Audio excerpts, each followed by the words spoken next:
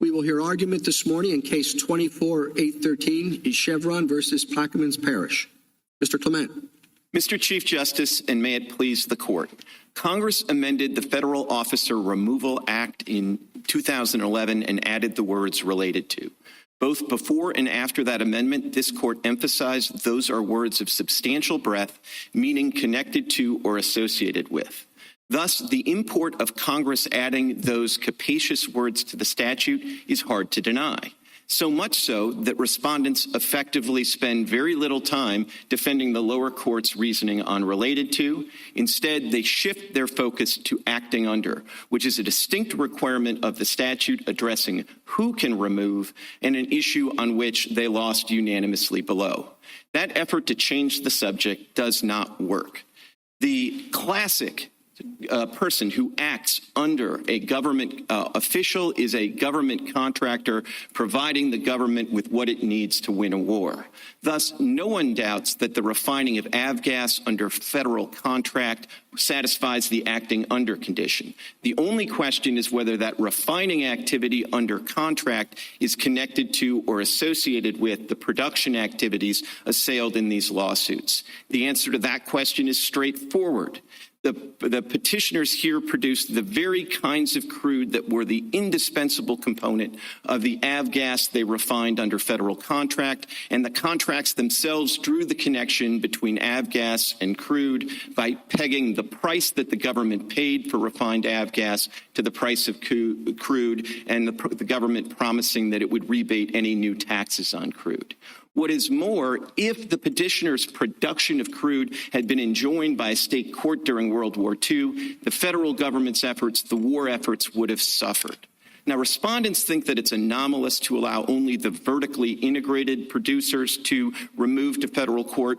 I don't think there's anything odd about allowing people in direct privity with the federal government to remove, but any anomaly can be alleviated by leveling up and allowing everyone who produced crude under the direct supervision of the federal government under the unique circumstances of World War II to remove, as the Solicitor General suggests. Either way, this court belongs in federal court. I welcome the court's questions. Mr. Clement, how would your argument differ if this were pre-2011? So I think my argument would be a lot tougher pre-2011, because obviously before 2011, the statute would have said for, not for or related to. Now, I might have given it the college try, and even under for, and of course, if you get to the Solicitor General's or our alternative argument, I think then we could satisfy the statute even pre-2011. But that would require, as we think is correct, understanding that this isn't ordinary regulation of the type that was at issue at Watson. This was close supervision of what effectively amounted to a joint venture during World War II to get as much oil out of the ground, transported to the refineries that the government was helping to finance to expand, all in an effort to get petroleum products, and in particular avgas, onto the war front. So I think we could have won under that theory even pre-2011, but I do think the statute... But you do admit that this is quite a dramatic change to the removal statute. I would say it's a substantial expansion of the statute, but of course it's a substantial expansion that I think follows directly from the words that Congress added to the statute. And that's why I think it's really relevant that the plain meaning, the dictionary definitions of related to, always had a broad meaning. And of course this court, in cases like Morales, had said this is a very broad term, and Congress added it anyways. And so I think we should sort of take Congress at its word in the text of the statute. Mr. Clement, in the text of the statute, Congress also says that adding those words was a conforming amendment. And we have case law that indicates that conforming amendments don't make substantial changes. So I'm a little worried about the suggestion that this is a substantial change in light of Congress's statutory statement that this is a conforming amendment. So, Justice Jackson, I would say you have cases that go both ways on this. You certainly have the case that the Fifth Circuit en banc relied on in rejecting this argument is Burgess against the United States, which stands for the proposition that even a conforming amendment is a real amendment and you give the words their effect. And in my reading of the cases that go the other way, they don't really deny that words that pass through bicameralism presentment have to be given their effect.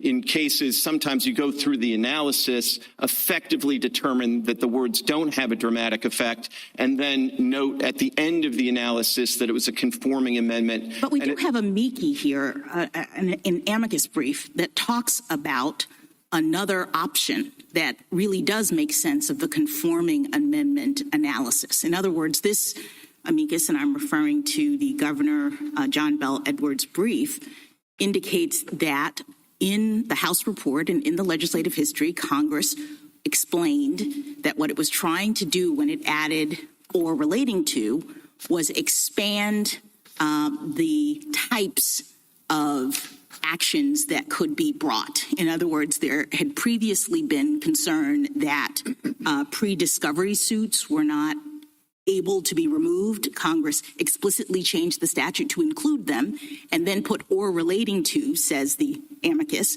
and the House report, put or relating to as a conforming amendment to that change. So what's your response to that theory, which doesn't require us to view or relating to in its broadest sense? So two things, Your Honor. One thing would be a textual response. One would be a response based on the House report. So first, the textual response is there's no way, given what Congress did to the text of the statute, to limit it to the pre-suit discovery actions that were conceitedly the immediate impetus for Congress getting concerned about this issue. Congress could have passed a statute that said something like for or in pre-suit actions relating to, comma, and then it would have had this limiting effect where related to only modified those pre-suit actions that were added to the definition of civil action and criminal proceeding as part of the rest of the statutory amendments. So there's just no way, given the words that they added in the various parts, to sort of limit it in the way that the amici would sort of wish. But the second thing is, for those that look at House reports, if you actually look at the House report, it has a section-by-section analysis, and there is a specific explanation of what the House thought it was doing in 2B of the statute, which is the specific provision, call it a conforming amendment, but the specific provision that added the related to language. And Congress said that it was rewriting the statute to essentially expand the universe of suits that could be removed to acts that could be removed by federal officers to federal court. So I'm sorry, finish. I was just going to say, so in the one place in the section by section where that House report says specifically what they're trying to do, they say we're trying to broaden the universe of acts, not actions, acts that federal officers can remove to federal court. I'm sorry. How far upstream do you carry relating to? Let's say you have a vertically integrated company, a lot of inputs, changes along the way, and at the end of it, they're selling a product to the government. Does relating to go to the step that's, 10 steps above that, where they're buying the materials, they're shaping the material, all this other stuff? I would say probably not. And I think any time you're dealing with a word like related to, there's going to be some degree of attenuation at some point where you're going to say, fun's fun, but don't die laughing. We're going to cut it off before that point. Now, I would think here there are a couple of factors that make this a relatively straightforward case. First of all, you don't have to go that far upstream. We are talking about the absolute indispensable component, which is this particular grades of crude. The other thing you have here that I think it makes it a relatively straightforward case is that you have the contract itself drawing the connection between avgas and crude. I mean, literally what the government agrees to pay for the refined avgas that it's purchasing is based on the price of crude in the East Texas fields. So the connection is very direct there. The last thing I'll say, and this is, I guess the closest to something that would be like a test or a formulation that might give guidance, but I think if you ask the question, would enjoining the activity that the petitioners engaged in have a direct negative effect on the government? I mean, the answer here is clear. If you would enjoin the production activities during World War II, that would directly affect the government's ability to get refined avgas, to fight the war effort. If you go 10 steps upstream to an ingredient that one company adds and nobody else adds, I think if you ask the question, would this interfere with the federal government's functioning, the answer would be no. But here it's clear. clearly yes. I'm not sure that's satisfactory to me. The way you're defining this, but for now, something could fall apart. So how about an employer's strike or an employment dispute of a critical engineer of some sort? So I guess what I would say about that is it might depend. I mean, here, for example... Depend on what? That's the problem. Well, I think it would depend on how... If we define it as capaciously as you do, I'm not sure what the stopping point would be or how we would limit the application of this case. Well, I guess I'd ask you to think about it this way. I mean, there are provisions in this contract that go to working conditions. Now, here, the contract went out of its way to say that the FLSA should apply here. But if the contract said something to the contrary and a state tried to apply its minimum wage law to the refinery itself, then I think that would be a situation where you would probably satisfy the statute and you could remove... So, but that you seem to be arguing that the only defense is a federal defense, which is part of the test, right? You certainly need a federal defense. And as Judge Oldham made clear below, I think that's something that does a lot of the limiting work on the statute. And I do think it's relevant to keep in mind here that, obviously this court is concerned about these broad terms and coming up with limits, but the stakes here are a little bit lower in two respects. One, in the ERISA context, for example, or the Airline Deregulation Act context, the relating to is the whole game. I mean, it's going to determine whether state law is displaced. Here, it's just one of 3 or 4 factors, depending on how you count them. And then the second thing is the net result of this is not that your state law claim is displaced. It's just that you would have to bring your state law claim in a different forum. And I didn't see your brief taking on the government's position that strongly, but you did so here in your opening statement. And you answered Justice Thomas by saying that the government's position would expand our case law in saying that that regulation alone could give you the nexus. So how would you limit the government's position that it's not regulation alone, it's regulation plus what? Well, I guess I would say you could come at it two ways. You could come at it and say it's regulation plus close supervision and control as a practical matter, and I think you had this here. But that's true of most regulation, environmental regulation, for example. So I don't think that standing alone is enough. Well, so let me give you my alternative theory, which is maybe not to think about it as regulation plus, but regulation to what end? I mean, in Watson, you have the classic kind of more typical government regulation where they're regulating, but they're regulating the provision of a product to a third party. The government's not buying light cigarettes. The government probably, all things being equal, would probably prefer there are less light cigarettes in the world than more. So it's kind of classic, the government as government regulating. These regulations, I think, are better understood as the government as procurer regulating in service of maximizing its procurement objectives. Part of the reason that they're in there regulating the spacing of the drill isn't because they have like some newfound federal interest in drill spacing. It's that they're trying to make sure that they can get material out of the ground quickly, that they can do it in a way that preserves steel, which is scarce during the wartime. And so really all of these various regulations, including the regulation of production, is done in service of procurement. And that's just a very different situation from what this court had in Watson, but it's also a very different situation from the mine run of regulation in all these cases. I mean, there's another amicus brief supporting my friends that goes through all of these federal cases involving poultry, involving nursing homes during the pandemic, and it's an interesting sort of litany of cases. But the federal courts in all of those cases were able to say, no, those stay in state court. And I think if you recognize that the kind of regulation here is distinct in the World War II context, I think that would be one way to reverse the decision below, but still not open up any floodgates. Mr. Clement, let's imagine that I agree with you about the definition, about the causal connection here, and I think it's broad. I'm trying to decide what would be left on remand if I took that position, whether we should just remand and let the Fifth Circuit figure it out and apply the law to the facts, or whether we should do that ourselves and actually hold that the suit is removable. One thing I'm worried about is the colorable federal defense. Fifth Circuit didn't pass on that below. And you say that respondents don't dispute it, but the Fifth Circuit hasn't decided. Judge Oldham talked about it in his dissent. That's one thing. The other thing is we've never addressed whether the federal officer has to be a federal officer now or at the time the conduct occurred. And in the Meadows case, which was pretty recent, Chief Judge Pryor said, well, it has to be at the time currently, which would not apply to your clients. So if you could address those two.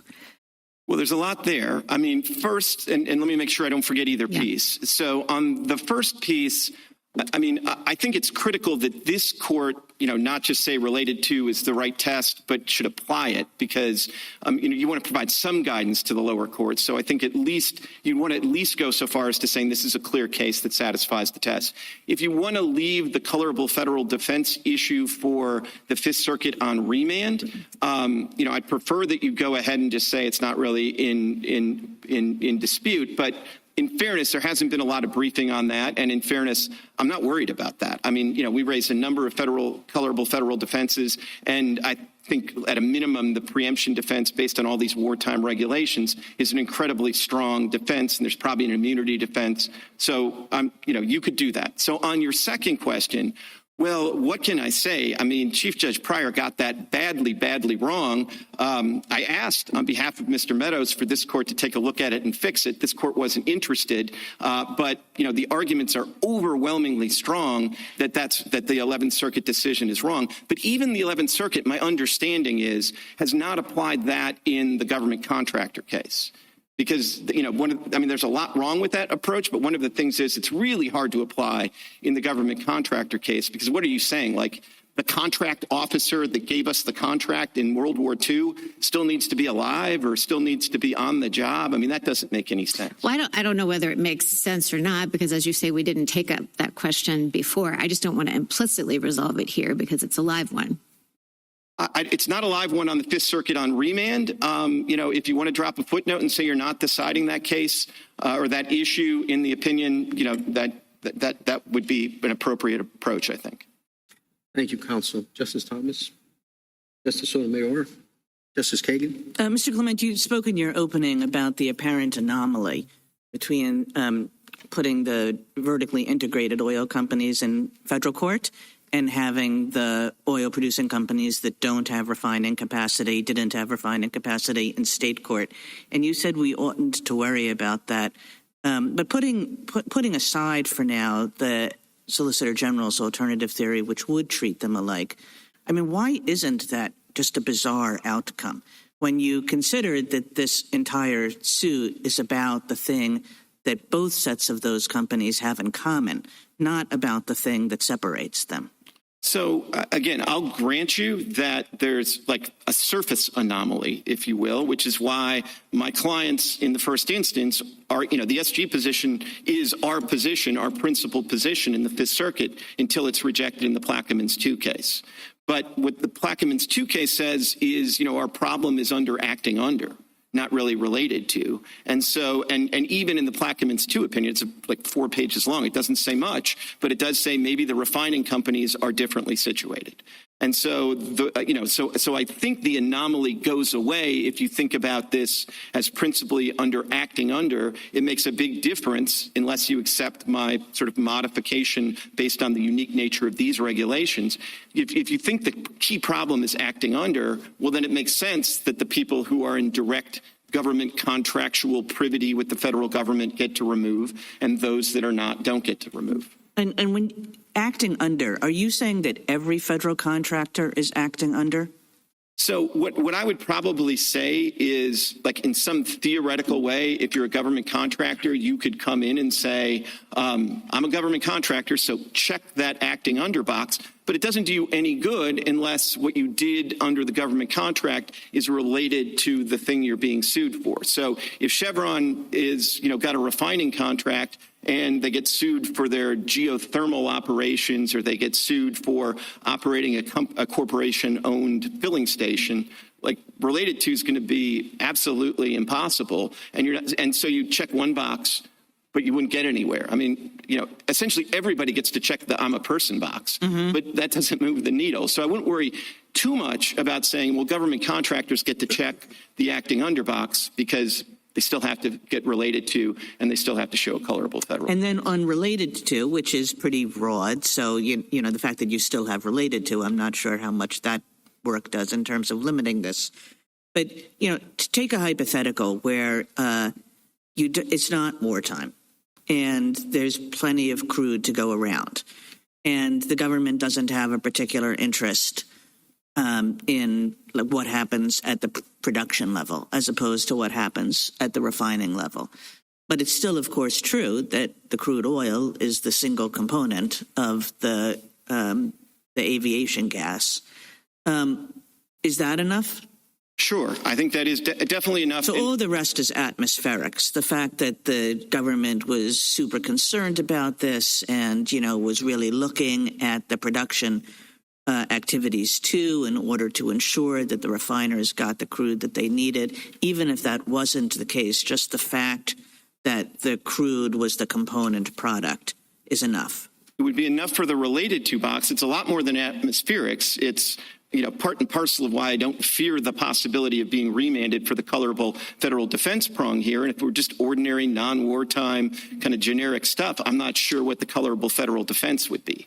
But for purposes of the related to, I honestly think if you take the wartime context out of this and the government contracts with Chevron refining company, it's probably guessing that almost all of the crude is going to be produced by Chevron in the field because they vertically integrated for a reason. It's efficient for them to operate kind of as an internal corporate entity. So in some respects, the wartime context had a little bit of the anomaly that we didn't refine as much of our own crude as we otherwise would have. But it also provides all this other direction and control that I think make the colorable federal defense an easy piece. The other thing it does, which is more than atmospherics, is I think it provides part of the answer to why contractual direction can't be the test. Because part of the reason the contract didn't have to specify anything more about production is because that's being regulated to a fairly well by the Petroleum Administration for War. Justice Gorsuch. Justice Kavanaugh? There seems to be a concern about the fairness of the state court system that underlies your position in this case. What is that concern? So the concern is, in a nutshell, I'm not going to try to improve on Daniel Webster, right? Daniel Webster, talking about this in the context of 1812, said there's real value in having your case litigated in a forum that respects the federal authority. And so for, really since almost the framing of the country, there's been this problem, this issue, this concern with issues that are nationally important but locally unpopular. So War of 1812, not a lot of big fans of that in New England. Taxes after the Civil War or certain Civil War Reconstruction things, not a lot of fans in the South. Those are the times when it's most important to be in federal court. And as we say in the briefs, I actually think that, you can see this as a threat to federalism, but in some ways I think it works hand in hand with federalism because we're not saying that they don't get their chance to prove their case in court. It just has to be proven in a federal court. If they can prove their case in federal court, then everybody's going to accept the outcome and they're not going to view it as something that's a product of local prejudice. The last thing I'll say is there are some real procedural advantages to being in federal court in terms of the ability to get interlocutory appeals, the ability to get this court to review a cert petition when it's interlocutory. So as a practical matter, it's not just like a difference in the jury pool, though that might make a little difference in a case, or it make more difference than usual in a case like this, where you still are going to have a regional jury pool, but it's not going to be drawn exclusively from people that are going to get, effectively a direct benefit if the parish collects a massive windfall. Do you have specific concerns in this case about the state court system, or is it more the general concerns, historical concerns, and the procedural points that you're just mentioned? Well, it's both. I'd be lying if I didn't say that the verdict in the one case that went to trial here, which was, roughly $750 million for just one parish, since the Fifth Circuit, the one time they took a look at one of these cases, on a removal in a diversity context basically said that, the state has a fatal problem with its grandfather clause argument. So I'm looking at this case in practice. I'm seeing what happened in federal court, which is we won going away. I'm looking at what happened in state court and a $744 million judgment. And I'm thinking, facial and as applied. Right. And then you mentioned earlier, and I don't know if you meant this to be a test, so I want to clarify whether you want this is something you're suggesting should be in the opinion. Would enjoining the activity have a direct negative effect on the government? Was that something that you were suggesting as a test, or just a comment you were making about the application of this case? Because the word direct could, of course, assume large significance going forward. Right. I'd live with that as a guidepost. If you were going to make it into a test, I'd take the word direct out. But this court has approached this exact statutory language in sort of different ways. In Morales, the court basically said, it's a broad term, and this is a relatively straightforward case, and we'll leave the rest for another day. So that's one option. In Watson, this court, with the acting under, sort of did the opposite, where it said, all right, this is a broad term. We're supposed to liberally construe it, but we can look to the broader purposes of the statute, and the broader purposes of the statute, it's the same statute, is to provide a federal forum in circumstances where you would interfere with the federal government's operations. So I can sort of live with that approach too. There's kind of an intermediate where you say, like, there's 3 or 4 factors that make this an easy case, and those are relevant, but we can wait for the next case when only 3 of the 4 factors are present. Thank you. Justice Barrett? A couple of factual questions. And thinking about how settled the factual record is here for purposes of applying a test, it seemed like I understand all the reasons why PAW is a federal agency from your point of view. I understand all of the evidence from that. But do you understand respondents to contest that point at all? Because it seems in some places like they cast doubt on it. Is that settled? I think it's settled beyond any reasonable debate, but I suppose if there really were a debate on that, this is a context where if you think there's a factual dispute, you essentially defer to the plausible allegations in the removal petition. And, I think based on that, we're more than plausible. We have the official history that supports, I think, really what we're saying. Now, they point out that, the state still had some residual role in regulating production. I don't think they're wrong about the fact that the state still had some residual role, but it's black and white in terms of the federal government's role in the war versus outside of the war. So. Okay. But in all events, if you thought there was a factual dispute, you still end up deferring to the plausible allegations in the removal petition, and any factual issues get sorted out in federal court, not in state court. Okay, second question is, Louisiana says that you grossly mischaracterize whether the state is trying to hold you liable for the World War II activities. Mr. Aguiñaga says, no, this is just about the defense. The only thing that's relevant is they're showing that the activities were lawfully commenced before the Louisiana statute was enacted. Read the expert report. And I can see why. Right. Is it the expert report that's leading you to say that, yes, we're actually being held, they're trying to hold us liable for that, as opposed to having it be relevant solely for the defense? So, I think as a practical matter, it was the expert report that sort of started the whole re-removal effort. And I think even the Fifth Circuit, when it considered that, said, the World War II is directly at issue here.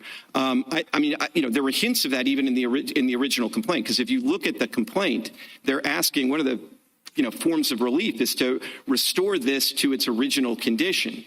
And of course, there's nothing more effective in a state court sort of jury presentation than a before and after presentation. And the before and after photos they want to show are the bayou before the war and now in sort of 2026, whatever it is. And so, that's a much less effective demonstrative if it's 1981 to now, and there's still even further problems. But if they would have strictly limited this to 1980 forward, we wouldn't have this argument based on World War II. But again, the Roselle expert report, I think, speaks for itself. Thanks.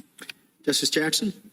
So assuming that I think that of or relating to was just a mere conforming amendment, and therefore we're still in the land of causal nexus, but for nexus, I thought your client had a pretty good argument that you satisfied that, but it seemed like you were giving it up in your conversation with Justice Thomas. So can you help me to understand what, maybe I'm misunderstanding what is necessary for causation, but I thought that the argument was that there was a connection, a sufficient nexus between the gas contracts and the production of crude oil, which is what is being alleged here.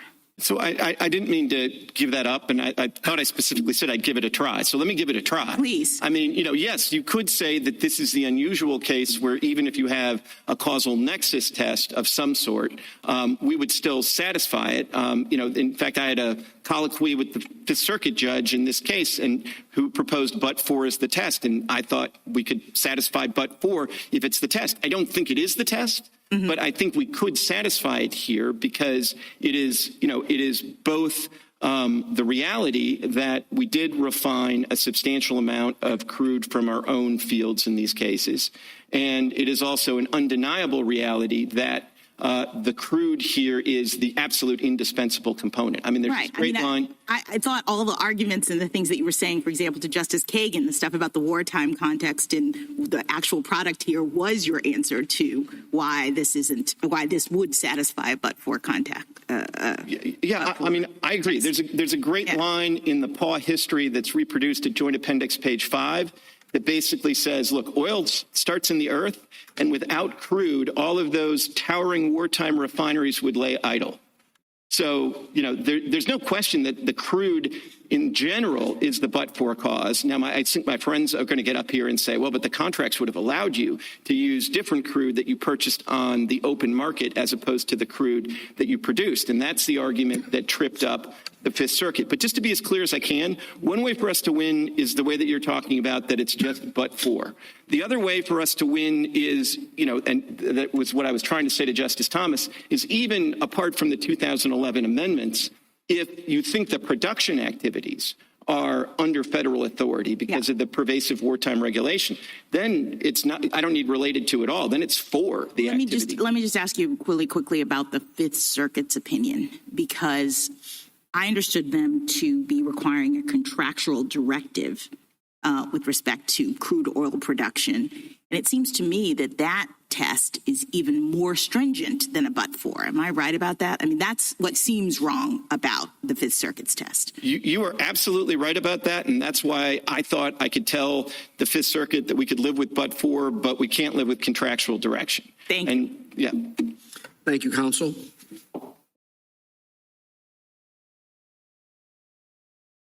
Mr. Roper? Mr. Chief Justice, and may it please the court. By assisting the federal government in obtaining a critical wartime product under federal supervision, petitioners acted under a federal officer in refining avgas. That refining is an act under color of federal office that can support removal, and these suits relate to that act because they target the production of the crude oil that was the key ingredient in avgas and that the federal government linked to that refining by both contract and regulation. Respondents go all in on their alternative argument that petitioners must have been acting under a federal officer in the crude production that these suits are for. But the statute contains no such requirement, which would nullify Congress's addition of relating to. Regardless, petitioners were acting under a federal officer in producing crude, given the Petroleum Administration for War's unique role supervising production to further the war effort. I welcome questions. Would your approach apply to contract disputes with employees also? Yes, in our view, if we're talking about the sort of direct thing that is going into the product, and of course labor is a critical component of creating a federally contracted product, that is a sufficient connection. You, of course, don't need to even go that far for petitioners to win this case. But we have readily acknowledged that there are going to be hard line drawing problems here, although I agree with Mr. Clement that the federal defense requirement is going to take care of many of them. And we ultimately see that line drawing problem as inherent in Congress's choice to use this broad, capacious term relating to. And the way you have dealt with Don't you think it's odd, though, that, as I think Justice Jackson alluded to, that this is simply a conforming amendment and it's doing so much substantive work?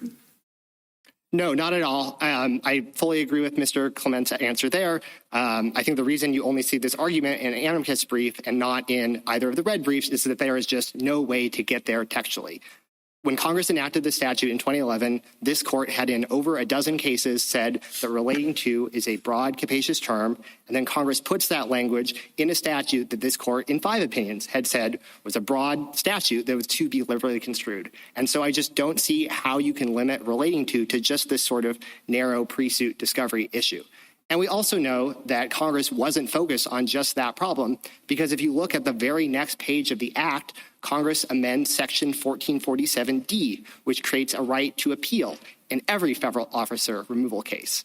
And everyone agrees that that provision is not limited to pre-suit discovery actions. That was the basis for this court's BP decision a few years ago. And so I think it's clear from the text and context that Congress was addressing a broader issue here. Well, you're right, obviously, that relating to is very broad, but it's hard to see where you stop.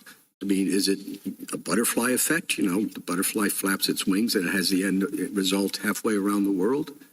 So the way this court has dealt with this problem in the preemption context, which we think is instructive here, is in one of 2 ways. So first, in one set of cases like Morales, what you said is that this is an easy case, there are going to be hard ones, and we leave those line drawing problems for another day.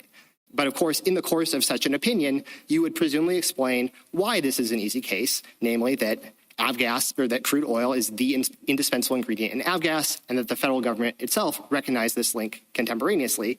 And while I wouldn't want to suggest that those facts are somehow talismanic, in the ordinary course of common law adjudication, that is going to provide guidance to the lower courts in how to deal with it. So you want us to do the same thing we did in the prior case and just say, well, there might be hard cases down the line, but we're not. I mean, how many times are we supposed to say that? Sure. So that's option 1 of how to write the opinion. Option 2 is, I agree with what Mr. Clement said, which is you say what you said in Watson and what you've done in the ERISA context, which is if you want to try to put more meat on the bones, you look to the statutory history, the context, the objectives. And here this court has a deep body of precedent going back to 1880 that is explaining the objectives of federal officer removal. Most importantly, protecting the federal government from interference with its operations. And to operationalize that, I agree with Mr. Clement. What we would want to do is just ask, if the defendant had been enjoined at the time, would that have impaired his ability, interfered with his ability to assist the federal government? And here the answer to that question is obviously yes, when we are talking about the production of the indispensable ingredient in a critical military product, and when the federal government banned many of the specific practices respondents faced. So could you summarize that into a test of some sort? It seems to be part of your argument in your brief that the goals of the federal officer removal statute can provide a useful limit on the seemingly expansive reach of the relating to phrase, but how do you articulate that? Yeah, so the question we would ask is, would enjoining the charged conduct at the time have impaired the defendant's ability to assist the federal government? So suppose, for example... I mean, isn't that going to be true of any federal contractor? Presumably, a federal contractor is doing something that the federal government needs. So if you enjoin the federal contractor, you're going to be impairing the operations of the federal government. That seems as though you have a federal contractor, you meet your test. No, I think that's going to fail in 2 respects. So one, you're going to have this sort of category of cases that are collateral to the contract. I mean, the oil companies here are doing all sorts of stuff besides refining avgas. And if we're talking about a lawsuit against their petroleum jelly factory or their plastics factory, that seems less likely to, directly impede the avgas refining. And you're also going to have stuff that is just sort of too far up the supply chain where you're getting so attenuated that, this is the one product that, the one ingredient that maybe they were using, but everyone else wasn't using it. Well, you just said directly impede. And Mr. Clement took that word out of Justice Kavanaugh's formulation. Yes. Notably. I would not put that. I can easily see that in different product lines, one might say, I have a contract in one product line, but over here, interference over here in another product line will impair my ability to meet my government contract in the first. Thoughts? I think courts can exercise a degree of common sense and say, that is not plausible, it is too attenuated. Because remember here, this is the usual. So you'd have us put direct into Mr. Clement. I would not put direct in the test. I think it is direct. I think you said direct in response to Justice Kagan. So I'm just trying to get. Sure. If it's direct, I think it's obvious. But I think we know that it can't be direct because that's the sort of language of proximate causation. And everyone agrees this is butterfly effect problem then. Yeah, I mean, I think in the butterfly. Big Bang is related to you being here today, counsel, right? Of course. I think what you say in that context is I think courts are going to take these cases as they have in the ERISA context and the preemption context, and I don't think we have seen that flood of cases in the airline deregulation context. For example, I think courts have applied sense and said airline advertising is related to airline rates, but maybe if we're talking about a strike at the mechanics plant, wherever, that is going to be too attenuated. And maybe, some clever Mr. Clement can come up with some theory of why that is related, but I think courts have... Oh, I guarantee you he would. Yes, and I think courts have not struggled with that. At the end of the day, this court has offered these guideposts, and of course there are going to be hard cases, and I don't want to run away from that. I think that, though, that is inherent in Congress's choice in picking this language. Because remember, Congress is enacting the statute in 2011 after Justice Scalia's concurrence in Dillingham saying our ERISA preemption test is too hard to apply, after his concurrence in Egelhoff. And so Congress came in here eyes wide open, knowing that relating to is a broad term. But Congress also said what it was doing in the report. This is the thing that is a little troublesome for me, that to the extent that you are relying on arguments about what Congress actually intended, as opposed to just looking at the words of the statute, it seems to me we're in the territory where we look at the House report and see what Congress said about what it was doing. And in the House report, Congress described the existing causal nexus requirement, saying that federal officers, quote, must demonstrate a causal connection between the charged conduct and the asserted official authority. And in the testimony Congress looked at during that time, consistently people said we're not trying to change that standard. So if we are interested in being consistent with what Congress intended, I don't understand why the evidence doesn't show that Congress was not trying to change this standard. So we see a difference between identifying statutory objectives by looking to this court's 150 years of case law, applying this statute, and looking in the specific House report. No, but you said Congress is coming in eyes wide open relative to our case law. And what I'm saying is yes, and then they wrote what it is that they were trying to do in the report. And to be clear, we absolutely agree that the motivating event for this act was that a congresswoman found herself stuck in state court in a subpoena case, and Congress didn't like that result and wanted to make sure that the congresswoman could have her case in federal court. But I don't think it follows that that specific problem that motivated the act is the breadth, is the sum total of what Congress did. And I'll, I think, offer the same answer as Mr. Clement, which is we know that from the text. And of course, we also know that page 6 of the House report, the section by section analysis. Do you think they lose if I disagree with you? So it depends. Do they not meet the causal nexus test here? We would say that the relating to theory does not meet the pre-2011 test, but it does meet causation in a sort of broader sense. No, I mean on these facts. Does Chevron lose if we disagree with you about the causal nexus requirement? No, for two reasons. First, we, of course, have our alternative argument that the Petroleum Administration for War was supervising all of this directly, causally, et cetera.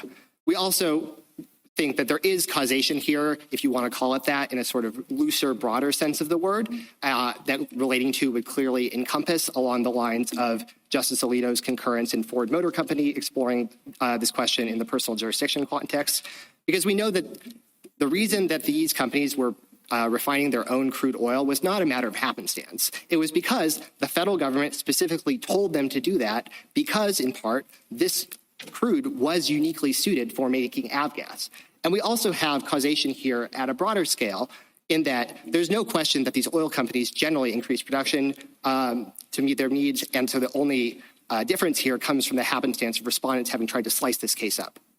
Thank you, counsel. Justice Thomas, Justice Sotomayor, Justice Kagan. I'll give you a hypo, Mr. Roper.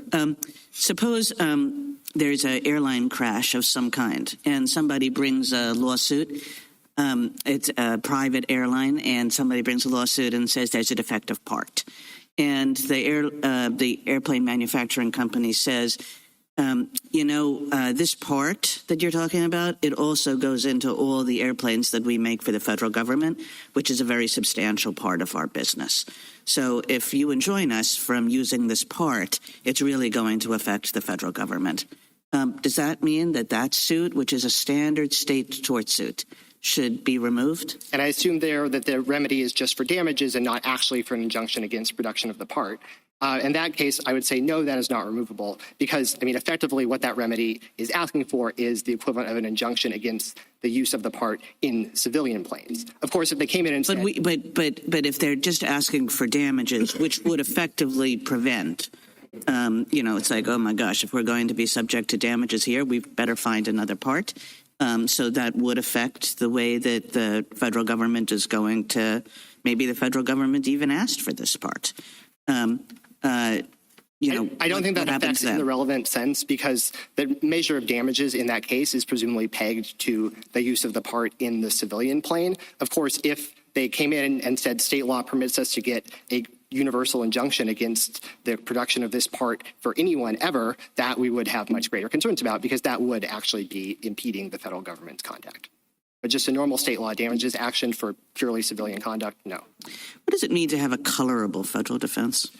So this court's cases haven't fully explored that question. It's definitely something above frivolous.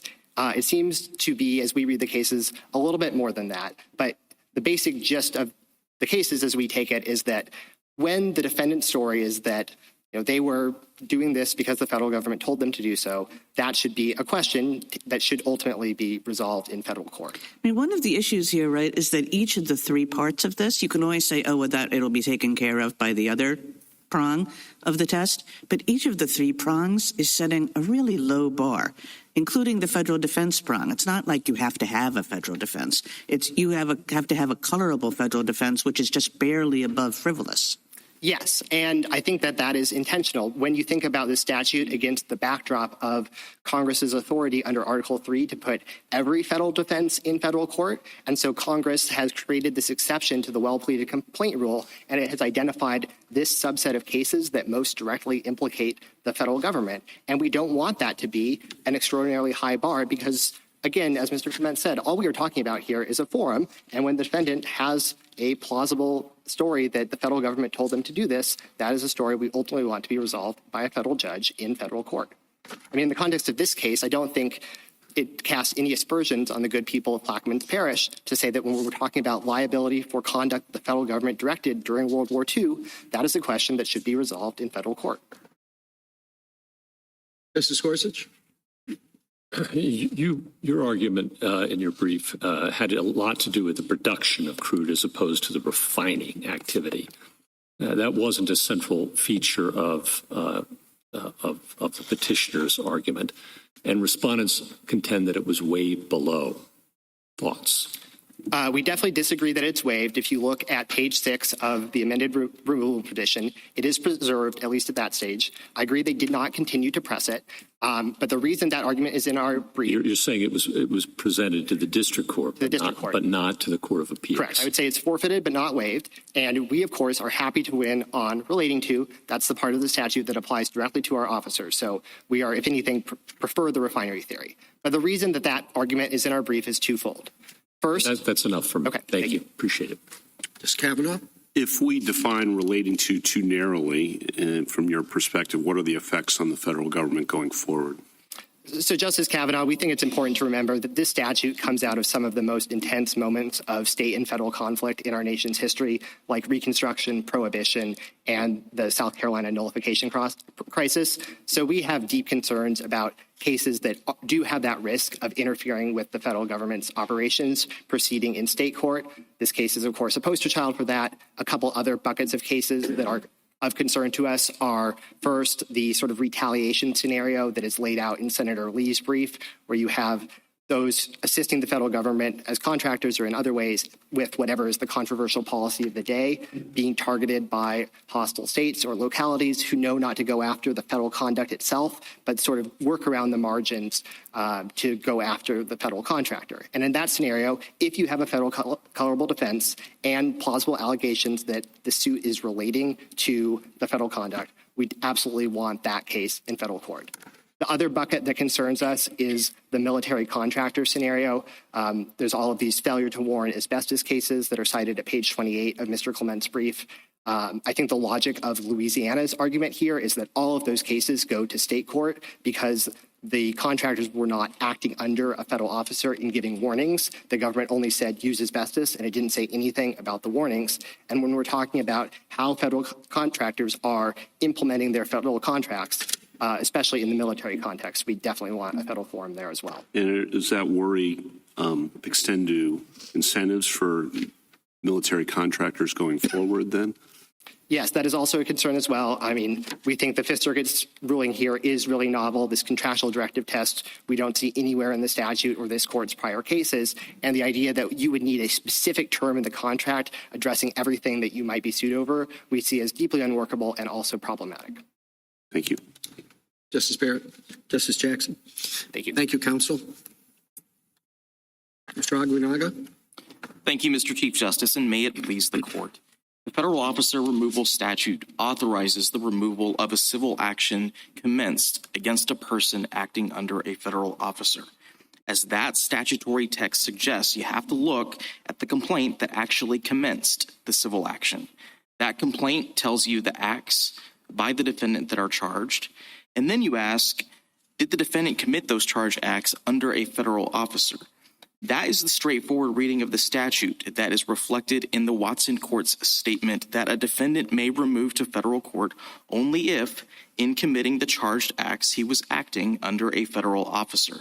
And that's what we think makes this an easy case. Petitioners not only abandoned below any argument that they were acting under a federal officer in committing the acts charged in our complaints, but they also told the district courts in italics that they did not need to be acting under a federal officer in committing those acts.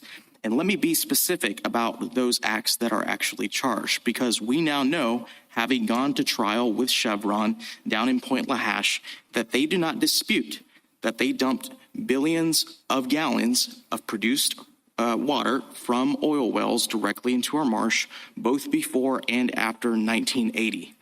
That's why this is such a massive deal for the state of Louisiana. And that's why I think they abandoned any theory that they acted in that misconduct way under a federal officer. All that is why I say we think this is an easy case and the court should affirm. I welcome the court's questions. How much can you rely on Watson, which is quite different factually? It's a heavily regulated company. Versus, and it was pre-2011. So how much work does Watson actually do for you? Well, Your Honor, I think Watson's extremely important for us because one thing it does is it catalogs this court's cases going all the way back to Tennessee versus Davis, where the court has said, and this, culminated in Watson, the court said all of those precedents, when they're talking about acting under federal authority, they're talking about an agent of the federal government that is acting within the scope of his authority. That's the backdrop against which this court decided Watson. And so I think when you open your analysis section in Watson and you say that a defendant can only remove only if he engages in those charged acts while under a federal officer, I think that's what this court was summarizing, was that entire backdrop of precedents that led up to Watson. Now, I will say, Your Honor, I think the court's decision in Tennessee versus Davis, you look at the Willingham case, what Watson says and reflecting on all those precedents is that when we talk about an agent of the federal government acting within the scope of authority, we're asking about somebody which is basically executing federal duties, except they're doing that on behalf of a federal officer.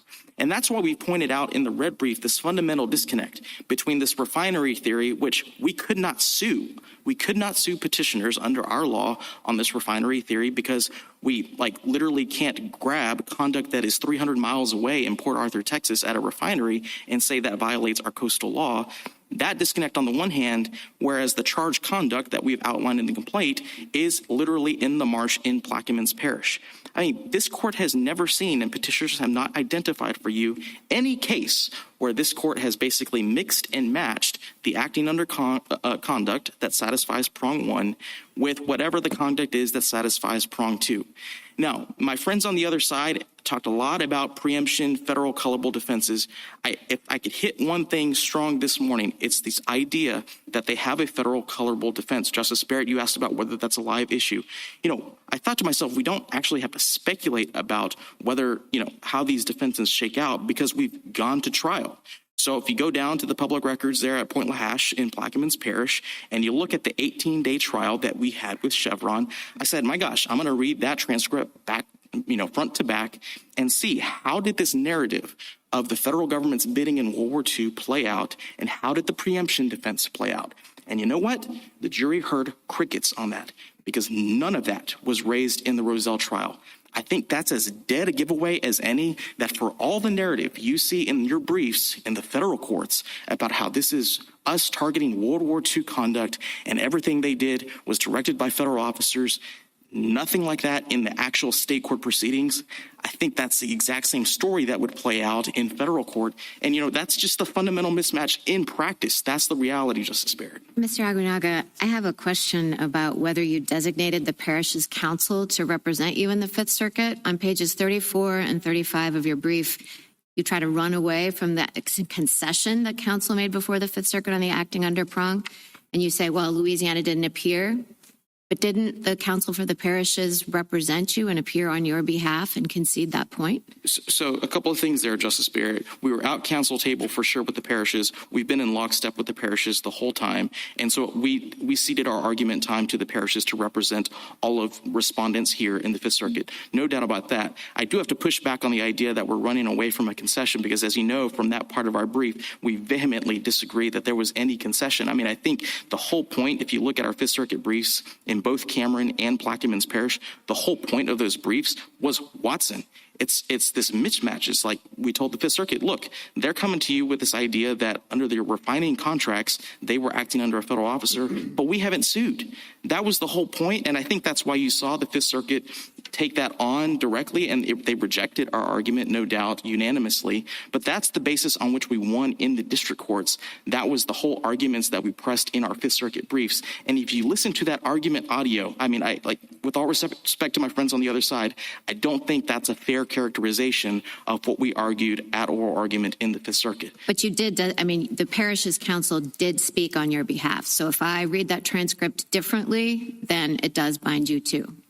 So, Your Honor, I'm happy to say yes. I think that, as I say, we've been, we have a joint defense agreement. We've been consistent with my friends from the parishes the whole time. And all I'm saying is that if you listen to that audio and then you look at our briefs and you look at the arguments we made in our bios here, we have been making the exact same argument the whole time, which is you could conceive of the federal, the federal refining contracts and the conduct under those contracts as acting under conduct if you had a suit that actually targeted refining activities. Mr. Aguiñaga, I have another question. Do you understand there to be a factual dispute about whether PAW is a federal agency? So, Your Honor, we have pressed in our briefs below, and I think my friends from the parish has pressed in their red brief here, the fact that the very textual point that if you look at the statute, it requires acting under a federal officer. And I think, there's some dicta in the court's decision in Watson that, and I'm actually quoting that first sentence in the analysis section where the court refers to acting under an agency or officer. The statute itself requires acting under an officer. They've never identified a particular officer that they were purportedly acting under instructions, from. I think a fortiori, if you were to look at the agency question, I don't think the statute actually allows them to come into federal court on the theory that they acted under a federal agency.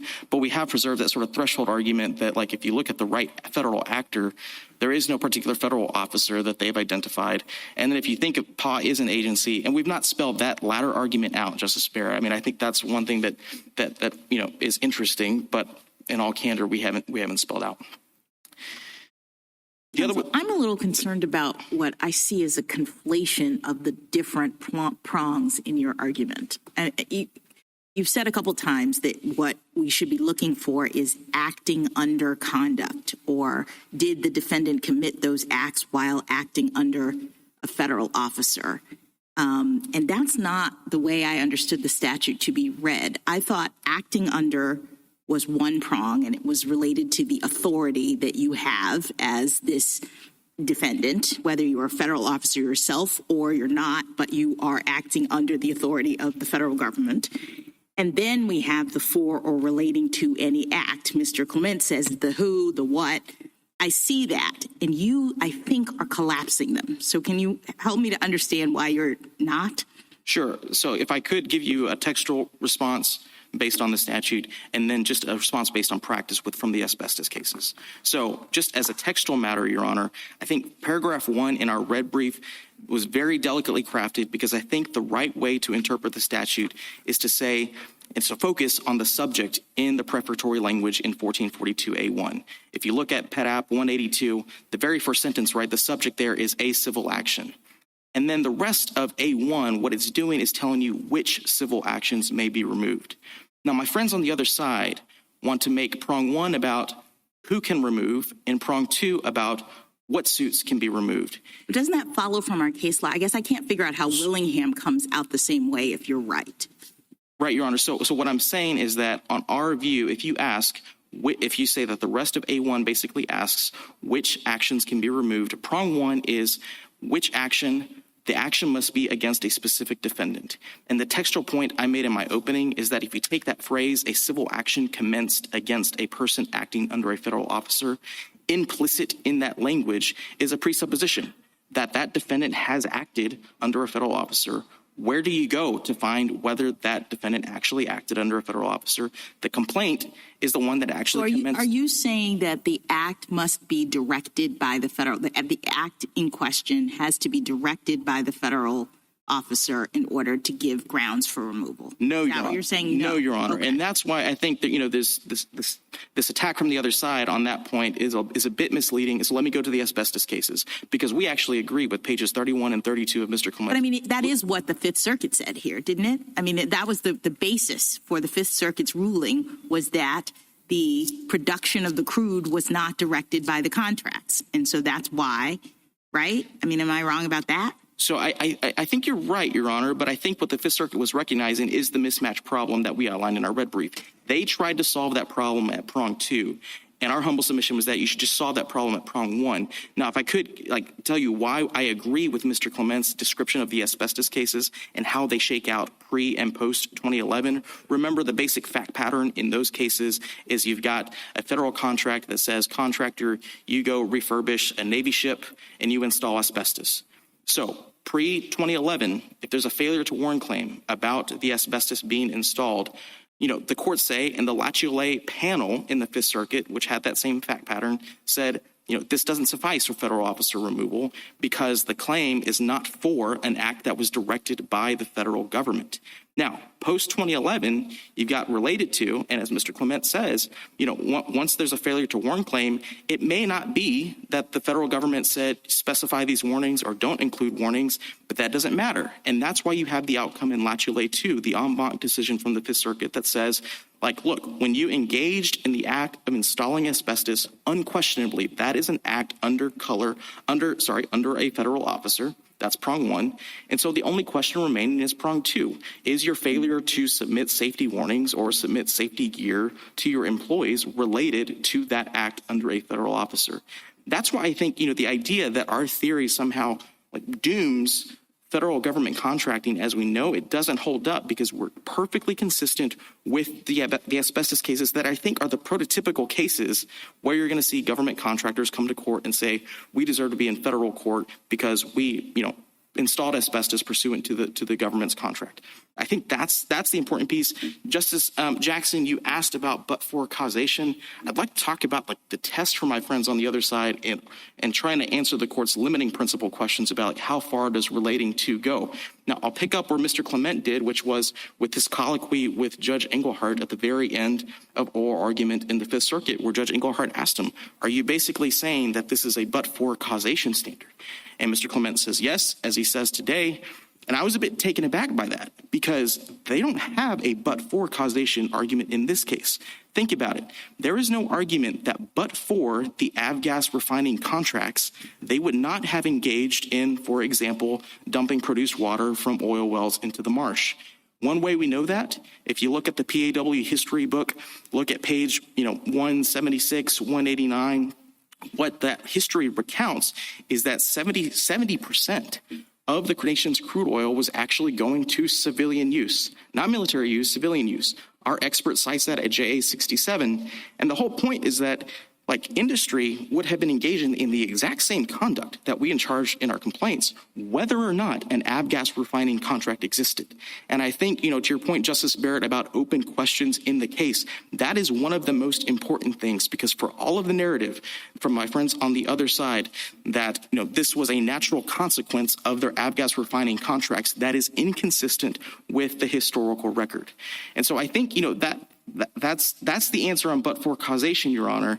And so if that's the outer limit of their test, then as a factual matter, whether we win it here or we win it back on remand, we're going to win that issue, because there is no argument that but for the avgas refining contracts, they would not have engaged in, for example, the dumping of produced water into the marsh. Now, the other thing I would add to that is just the argument that, I take my friends, and we talked about the narrative in World War II. There was a line from Judge Oldham in dissent below that said it's hard to tell how they would have been able to satisfy their avgas refining contracts if they had not produced oil. And respectfully, that too is directly contrary to the record. For one thing, just look at pages 217 and 218 of the PAW history book. The problem, and this is a section called the Gulf Coast Surplus, the problem that Louisiana refineries had during the World War II era that my friends want to focus on is they had too much oil. There wasn't enough transportation to take oil throughout the rest of the country, and that overstimulation, that oversupply of oil on the Gulf Coast meant that there was a serious concern that the refineries would actually have to close for lack of storage capacity. That's in the PAW history book, and what they say is that throughout the war, the refineries actually had to operate at 70% capacity of pre-war levels just to avoid this oversupply of crude oil running them over. I take my friends, I understand they want to make this case about World War II. With all due respect, our experience in the Point Lahash trial in Plaquemines Parish and the historical record, the sites I just gave you, directly contradict that narrative. And if the court has no further questions, Mr. Chief Justice. Can I give you an opportunity to respond to the amicus brief from General Myers and Admiral Mullen, which says, among other things, that the Fifth Circuit's approach would set a dangerous precedent that could adversely impact our national security, discouraging private parties from taking direction from federal officers for fear of future liability, weakens our armed forces while strengthening our enemies. Devastating implications for our national defense are not hypothetical. After September 11th, for example, our nation needed specialized protective equipment, which the military did not have. If private sector parties producing the equipment had said no, fearing future liability, that would have left our troops at great risk. So I just want to give you an opportunity to respond to that fairly strongly worded amicus brief from General Myers and Admiral Mullen. Yes, Justice Kavanaugh. The thing I'd say to that is my friends on the other side say we're trying to take the court's precedents back to pre-2011 standard. I think if that were true, then we would have seen evidence of all of this parade of horribles for the decades that this court's removal precedents required exactly what they say we're trying to return the court to. You don't see anything in those briefs. And I admit, the rhetoric's strong, but where are the examples of the government contractors who said, man, before 2011, because of the federal officer removal statute, the way it's been interpreted by the Supreme Court, we're not going to engage in contracting like we'd like to. You don't see anything in the amicus briefs on that point, Your Honor. And so I think you should take the rhetoric from lawyers' pens for what it is. And, I made the point with Justice Jackson earlier that our theory of the case is perfectly consistent with all of the asbestos cases, which is the mine run removal case that the federal courts are going to see. And so with all due respect, the rhetoric is unfounded. Mr. Chief Justice. Thank you, Counsel. Justice Thomas? As a practical matter, what difference does it make to be in state court as opposed to federal court?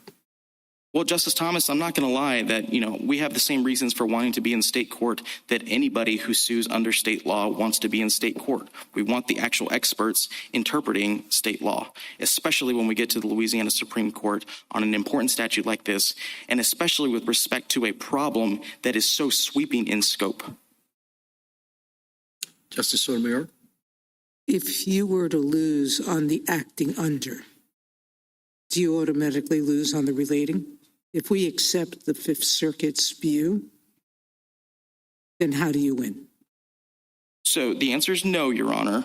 I'll admit it's a harder question, but I think we still win for exactly the reason I was articulating earlier to Justice Jackson, which is if you want to take my friends on the other side as asking you to adopt a but-for test, well, look at the facts in this case and ask, but for these avgas refining contracts, would they have... What do you do with the relating to language?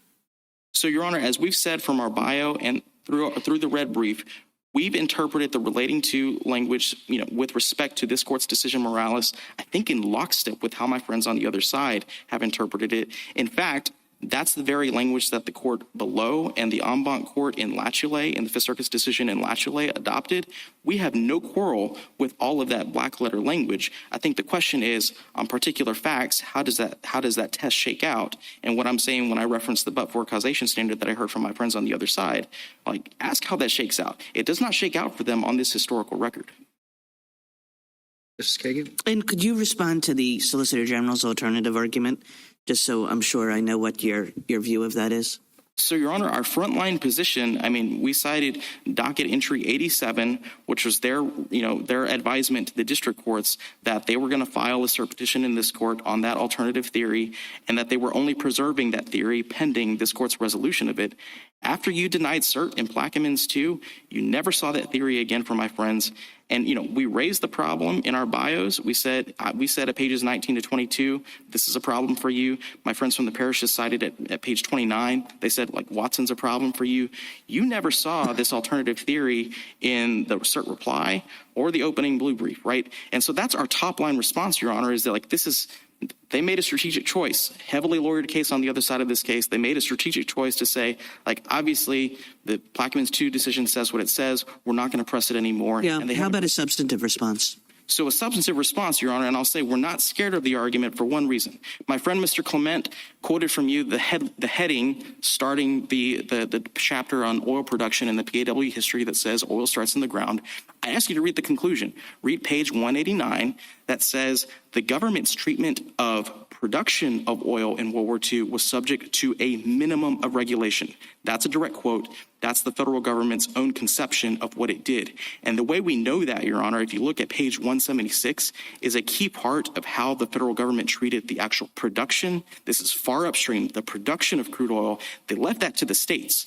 The only thing they did each month was say, states, we think this is a certain capacity you could reach in terms of producing crude oil for this month. And then, and this is actual language in the PAW history, it says, we're leaving it to the state regulatory agencies to determine how to implement that if they so wish. That's minimum regulation, Your Honor. So if you're looking at Watson and you stack that up against the historical record on that alternative theory, that theory fails 100 days out of 100. Justice Gorsuch? On the relating to point, I didn't hear you make an argument that it's a mere conforming amendment. Thoughts? So, Justice Gorsuch, the record is undisputed that it is a conforming amendment. If you look at the heading... I understand that. That's not really my question. I'm trying to get at, did it do nothing? Or do those words that Congress added mean something? And I didn't hear you contest that they mean something. In fact, the test is a very broad one. You concede in your brief. Am I right about that? So they absolutely mean something, Justice Gorsuch. And I think the way I'd approach that question is to say two things. What does Section 2B in the Act do? To the big amendment in the 2011 Act was to change what is now D1 to redefine a civil action. As my friend from the government said, the whole point was to capture pre-suit discovery procedures. So that's why you see D1, what is currently D1 in the statute, this redefinition. Section 2B, conforming amendments. Conforming to what?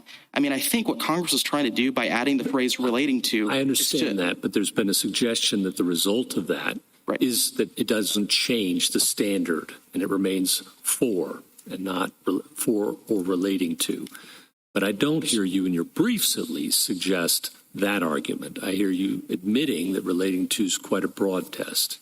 Your Honor, and we have, and I'm not going to back away from that. That is absolutely the case. Congress said what it said. It included the words it did, and that's why we think that stories like Latulay and the asbestos cases, those two decisions from the Fifth Circuit that came out different ways, that's why they do.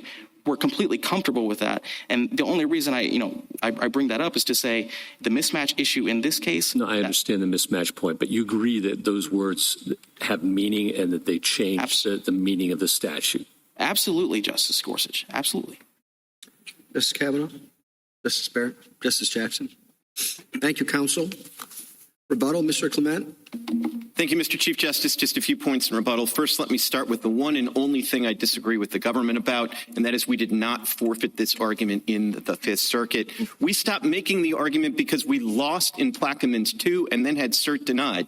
And I think it's really important for those of us that practice appellate law that in that posture, you don't have to keep making the argument at various stages of the case. I mean, the VMI cert deny sort of says that. The NFL cert denied says that. So unless you are going to all of a sudden have appellate lawyers have to lard up their appellate briefs with arguments that are already foreclosed by appellate precedent in that circuit, I think it's very important not to find any forfeiture here. Now, I would say two other things. First of all, I think the second question presented is broad enough to capture this theory. And in all events, if anybody's opened the door wide open to a discussion of the acting under prong, it is my friends on the other side. So I think we are perfectly the SG's theory, which is our theory from Plaquemines 2, is squarely before this court. A couple of other quick points. First, on the war. The war context of this is critical. My friend says, well, 70% of the production out of the fields went to civilian uses. Civilian uses in World War II were the home front.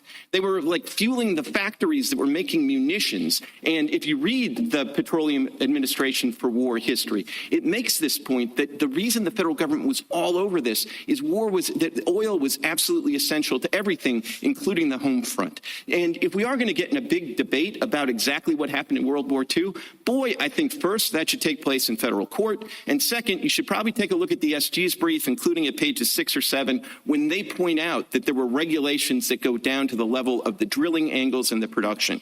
Now, as to the statutory text, I think it's important that if you look at the statutory text that's in the U.S. Code, this isn't even a close case. Related to's in there, it's broad as can be. Now, I'd hate to have a world where all of a sudden, like my U.S. code has to have yellow highlighting on certain words because they were put into the code by a conforming amendment. And all of a sudden, I should take those words less seriously or figure out what else Congress was trying to do in 2011 and limit the words that are there in black and white. I think that's a dangerous path to go down. But if you're going to go down the path of legislative history, the phrase that we've all on our side relied on from the House report is not some stray comment. It is the section by section explanation for what they're doing with rewriting the statute. That's the words of the House report, and it's to broaden the universe of acts that enable removal. So Congress actually knew what it was doing here. Last point on the test. If you're going to have a verbal formulation, please don't have the word direct in it. I actually think, though, that maybe the better path here is to say that there are 3 or 4 factors about this case, that it's the indispensable component, that the contract itself mentions the connection, that the war effort is directly interfered with if this is enjoined, and leave it at that. Thank you, Your Honor. Thank you, counsel. The case is submitted.